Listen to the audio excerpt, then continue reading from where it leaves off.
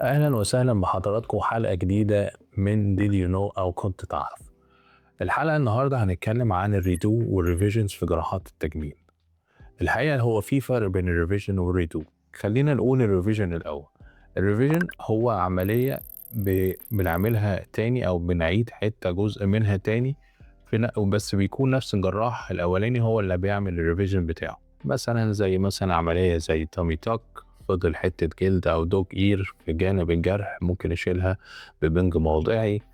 مثلا عملنا شافت فاضل حتة مش مشفوطة كويس نعيد عليها الشافت تاني. دي اسمها الريفيجنز. لكن في حاجة اسمها ريدو.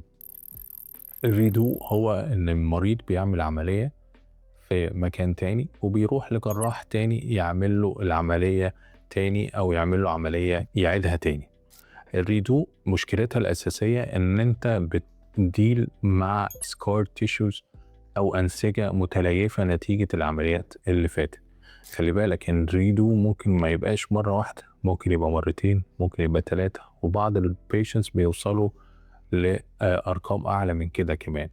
الريدو مشكلته الأساسية زي ما بقول لحضرتك إن أنت بيحصل تليف في الأنسجة وسكارينج، فأنت ما تقدرش تبريدكت الريزلتس اللي أنت ممكن تحصل عليها لو عملت عملية أو بروسيدرز معين زي ما بنعمل مثلا في البرايمري أو أول مرة لما نيجي نعمل العملية.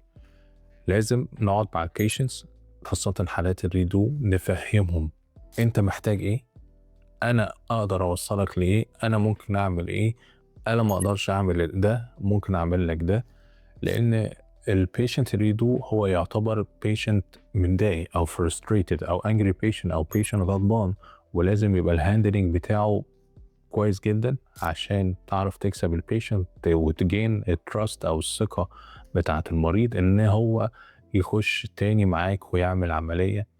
عشان كده مهم جدا اختيار العملية في المرة التانية أو الريدو، لازم يكون الاختيار مظبوط based على expectations حقيقية و based على experience حقيقية من الجراح إن هو يقدر يوصلك للنتيجة اللي أنت عايزها. الحقيقة الفيديو ده مهم جدا للجراح والجراحين، ومهم جدا للمرضى إن هم يبقوا عارفين إن الاكسبكتيشنز أو التوقعات بتاعة العملية تبقى حقيقية، ما يبقاش عندهم over expectations أو توقعات غير حقيقية من العملية اللي هيعملوها. شكرا، واستنونا في حلقة جديدة من Did you know وأسئلة شائعة وغير شائعة عن جراحات التجميل. شكرا.